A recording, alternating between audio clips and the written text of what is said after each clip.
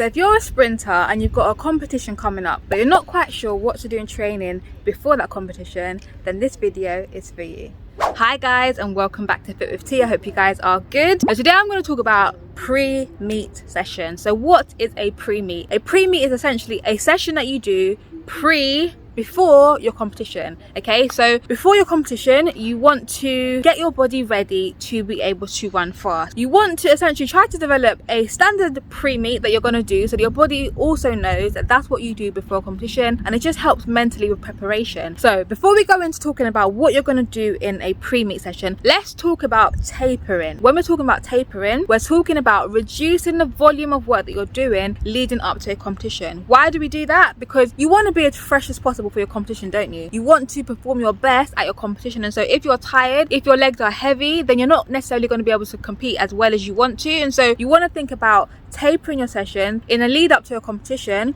And of course, depending on what competition it is, the length of time you give to taper, the amount you taper is going to depend again on the competition. So if it's a championship, then you may have tapered for a few weeks leading up to that championship. If it's just, you know, your season opener or an open meeting, then you may just taper the second half of the week, for example, or 1 week before. It's going to depend on the competition itself and where you are in the season. Now, when should you do a pre-meet? Should you do it the day before your competition? Should you do it 2 days before your competition? Those are generally when you might do a pre-meet.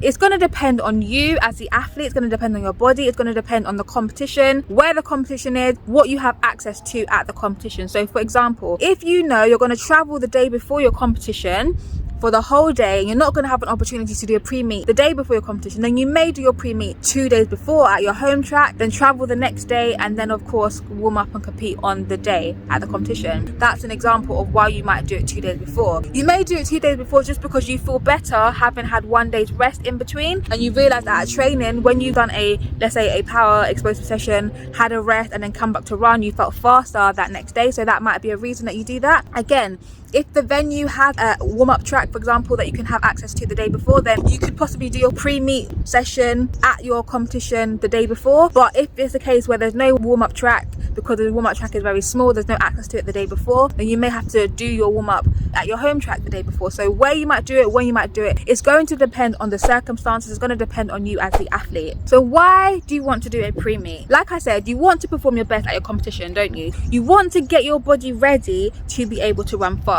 Some athletes are athletes who perform very well at championships, not necessarily very well off of one race, whereas some athletes perform very well off of one race, such as at leagues or open meetings, but struggle when it comes to rounds. But as a sprinter, you want to be able to get good at rounds, because that is essentially what happens at a championship.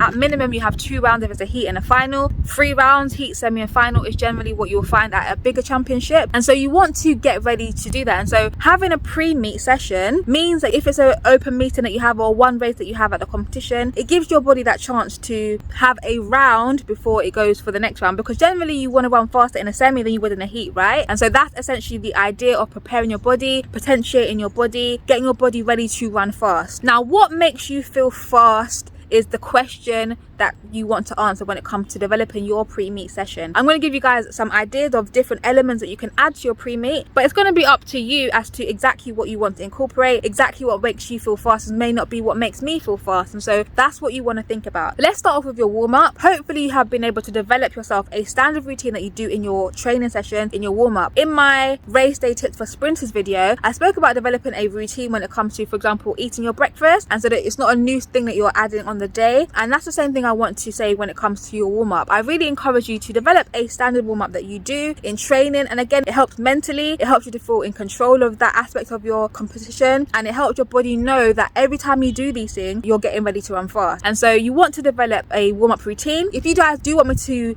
create a warm-up routine that you can use, if you're someone who's like, I don't actually know what to do as a warm-up routine as a sprinter, and you've just been doing different things every time, let me know in the comment section below. I want to know if there's any interest and you guys want me to make that. So let me know in the comments if that's something that you would like to see. So yeah, you want to start off with your warm-up routine. Okay, so your warm-up routine is going to incorporate your pulse raisings, whether you go for a jog, whether you skip, whatever it is that you do personally to pulse raise. Then you want to do either your dynamics first or your drills first, or vice versa. So drills and dynamics are something that you want to incorporate into your pre-meet warm warm-up. But what I would also say is that, let's say you do 2 or 3 rounds of every drill, then you may want to just do 1 round of the drill so that it's not loads of volume, it's just getting your body ready. That might be the same thing you do in competition, and again, that could be a video that I make talking about what to do on the competition day in your warm-up. Let me know again in the comments if that's something that you want to see. Hi guys, so just something I want to mention quickly that I didn't say in the video when I recorded it.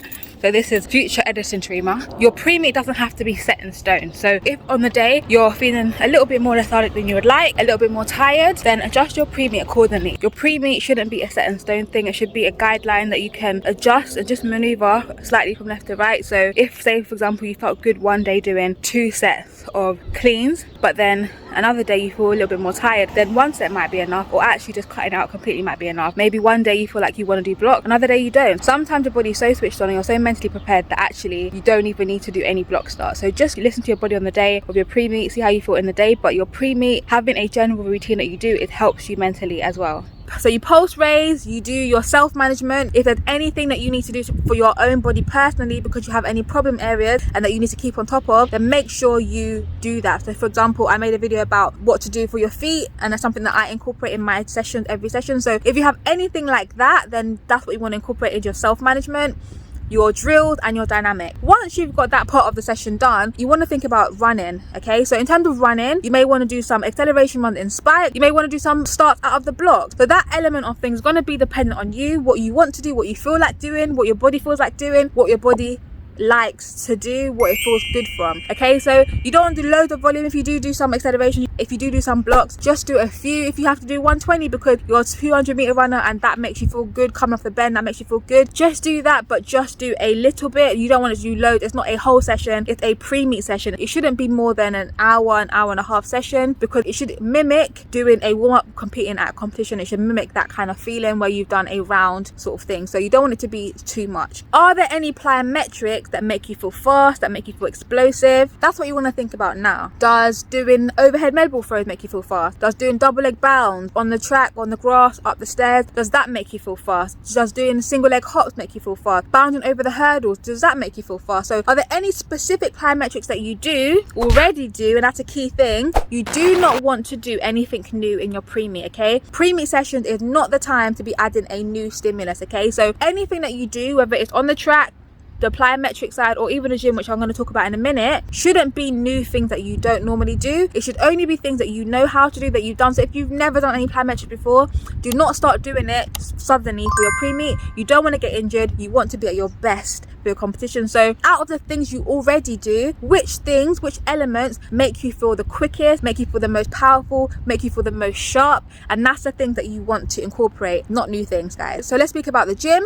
In the gym, is there anything that makes you feel fast? So for example, snatches, whether it's snatches from your hip, from the ground, what makes you feel quick? Is it jerks? Is it rack squats? So is there anything that makes you feel fast? And again, you want to keep the reps, the volume to a minimum. 2 sets of 3, 1 set of 3. You just don't want it to be a lot. A little bit, again, you're going to have to play with it, trial and error. But again, do not add new stimuluses, do not add new exercises that you've never done before, because this is not the time to do that. Okay, so last but not least, another thing that you may want to add, which is the optional extra, is just some glute and core activation. And you may want to do this because you want to just switch on those areas so that when you do go to sprint, they're switched on the next day, or depending on when you do your pre-meet session. Okay, so core and glute work, you may want to add that too, but that's an optional extra. But these are the elements you want to think about adding. And again, you want to keep the volume to a minimum. Like I said, your pre-meet shouldn't really be longer than an hour or an hour and a half. How long would you warm up for at a competition? Generally speaking, it wouldn't be longer than an hour or an hour and a half. So it should just be something that gets your body feeling ready, gets your fast twitch fibers turned on, the right areas of your muscles turned on, your mind turned on mentally, so that you're ready to now compete at your best. So guys, I really hope this video was helpful for you. If it was, please give it a big thumbs up to help me accelerate my channel, to let the algorithm know, so that more people can see this video. And if you haven't yet checked out my race day tips for sprinters video, then make sure to check it out here, and I will see you guys next Friday. Bye guys.